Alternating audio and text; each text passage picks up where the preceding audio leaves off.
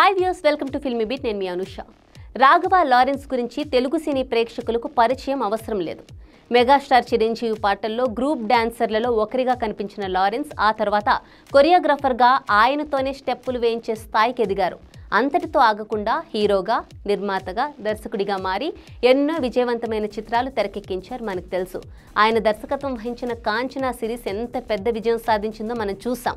ఇక సినిమాల ద్వారా వచ్చిన ఆదాయం నుంచే భారీ మొత్తాన్ని సేవా కార్యక్రమాలకు వెచ్చిస్తూ మానవతామూర్తిగాను మారిపోయారు లారెన్స్.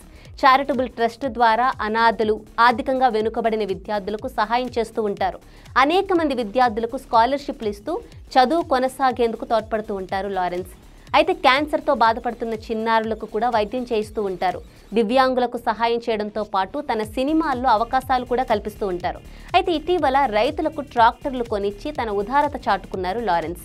ఇలా లారెన్స్ గురించి మనం ఎంత చెప్పుకున్నా తక్కువే. అయితే తాజాగా శ్వేత అనే దివ్యాంగురాలికి లారెన్స్ చేసిన సహాయం ఆయన సేవా గుణాన్ని ప్రపంచానికి మరోసారి తెలిసేలా చేసింది. కటిక పేదరికంతో బాధపడుతున్న శ్వేత అస్సలు నడవలేదు. దీంతో కొన్నాళ్లుగా ఆమె మంచానికే పరిమితమైపోయింది. ఈ విషయం తెలుసుకున్న లారెన్స్ కొద్ది రోజుల క్రితమే ఆమెకు ఒక స్కూటీ బహుమతిగా ఇవ్వడంతో పాటు నడిచేందుకు సపోర్ట్గా ఉండే ఒక కృత్రిమ కాలును ఏర్పాటు చేయించారు. అయితే అంత చేసినా కూడా శ్వేతకి ఇంకా ఏదో చెయ్యాలని లారెన్స్ కనిపించిందనమాట. ఈ నేపథ్యంలోనే గుడిసెలో జీవిస్తోన్న ఆమెకు సొంతిల్లు కట్టివ్వాలని నిర్ణయించుకున్నారు. ఈ విషయాన్ని లారెన్స్ తాజాగా ట్వీట్ చేశారు. దీంతో లారెన్స్ దాతృత్వాన్ని కొనియాడుతూ నెటిజన్లు కూడా కామెంట్లు చేస్తున్నారు.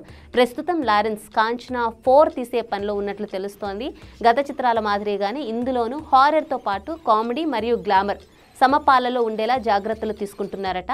ఇక నేషనల్ క్రష్ రష్మిక మందన్న ఈ సినిమాలో నటిస్తోంది. ఆమె దెయ్యంగా కనిపించబోతోందని కూడా టాక్ వినిపిస్తోంది. మొత్తంగా ఇటీవల వచ్చిన వార్తలతో కాంచనా 4 పై అయితే అంచనాలు పెరిగిపోతున్నాయి. మరి చూద్దాం ఈ సినిమా ఎలా ఉంటుందో.